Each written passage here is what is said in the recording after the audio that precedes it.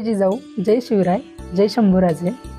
गडकिल्ले संवर्धन प्रतिष्ठान महाराष्ट्र राज्य सादर करत आहोत शिवसाम्राज्याचे दिनविशेष। 25 मे इसवी सन 1642 महाराजांनी रोहिडेश्वराला एक गाव इनाम व जुना पुजारी बदलून शिवा जंगम नावाचा दुसरा पुजारी ठेवला। बंगळूरहून येताच महाराजांच्या नवे पहिली हालचाल किल्ले रोहिड्याच्या भागात झालेली दिसते।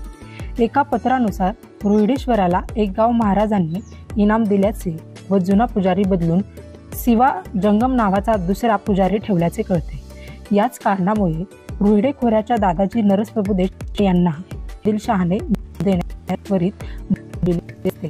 दादाजी बौद्ध देण्याचे टाळले असतात। 25 मे इसवी सन 1665 माची पुरंदराची वज्रगडाकडील तटबंदी थोडी ढासळून 2 भगदाडे पडले व एक बुरुज उद्ध्वस्त झाला। दिनांक 14 एप्रिल इसवी सन 1665 किल्ले वज्रगडाचा पडावा झाला।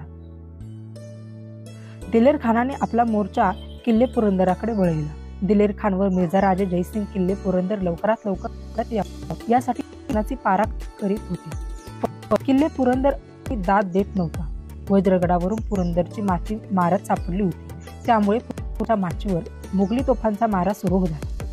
माचीला मजबूत तटबंदी होती, तसेच सफेद बुरुज, काळा बुरुज, आणखी 4 ते 5 बलदंड बुरुज या भागाकडून मोगली मारा सहन करीत उभे होते। विशेषतः सफेद बुरुज व काळा बुरुज उद्ध्वस्त केल्याविना माची पुरंदरावर प्रवेश मिळणे कठीण होते। परंतु 20 दिवस उलटून गेले तरी एक बुरुज व थोडीशी तटबंदी किंचित ढासळल्या पलीकडे फारशी प्रगती झाली नाही। मराठ्यांचा जोरदार प्रतिकार मोगलांना एक पाऊलही पुढे टाकू देत नव्हता। दिलेर खान जीवाचा आटापिटा करीत होता। त्याच्या तोफा प्रचंड आग उकीत होत्या, परंतु मराठ्यांनी रुद्रावतार धारण केला होता। 25 मे इसवी सन 1666 महाराज नजरकैद। राजश्री चौक्या बसविल्या। औरंगजेब बादशहाच्या आज्ञेनुसार सिद्दी फौलान 1000 सैनिकांसह महाराजांच्या डोऱ्याजवळ आला। महाराजांचे निवासस्थान चहूबाजूंनी पक्के वेढले गेले। ठिकठिकाणी चौक्या बसविल्या। महाराज शंभूराजे मुत्सद्दी आता सुन्न झाले।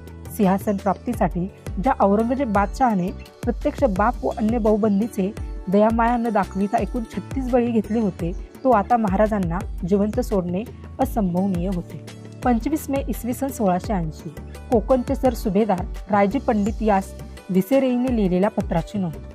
आपण छत्रपती संभाजी महाराज यांच्या भेटीस जात असल्याचे कळले। त्यांचे दूत रामजी नाईक ठाकूर यांच्याशी माझी जी मुलाखत झाली तिच्यापासून छत्रपती संभाजी महाराज यांच्याविषयीची व आपणाविषयीची माहिती मला मिळाली। रामाजी नाईक ठाकूर यांनी माझ्यासमोर जी तहाची कलमे मांडली त्याची उत्तरे मी त्यांच्याकडे पाठविली आहे। त्यावर छत्रपती संभाजी महाराज यांनी काय तो निर्णय घ्यायचा आहे त्यांनी माझ्या उत्तरांना संमती दिली की तहाच्या करारावर मी माझे स्वामी पोर्तुगालचे राजे यांच्या वतीने सही करेन।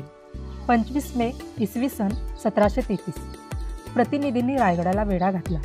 सिद्दी रसूल 1733 फेब्रुवारीत मरण पावला। त्यांच्या अब्दुल्ला नामक वडील मुलाचा खून झाला। अब्दुल्लाचा मुलगा म्हणजे सिद्दीचा नातू अब्दुर्र रहमान घाबरून मराठ्यांच्या आश्रयास आला। सिद्दीवर हल्ला करण्यास ह्या वेळेसारखी दुसरी वेळ पुन्हा येणार नाही हे चाणक्य शाहू महाराजांनी ओळखले। लष्करी मोहिमांचा हंगामा संपला होता, तरी पण भर उन्हाळ्यात शाहू महाराजांनी 2 फौज सिद्दीवर रवाना केल्या।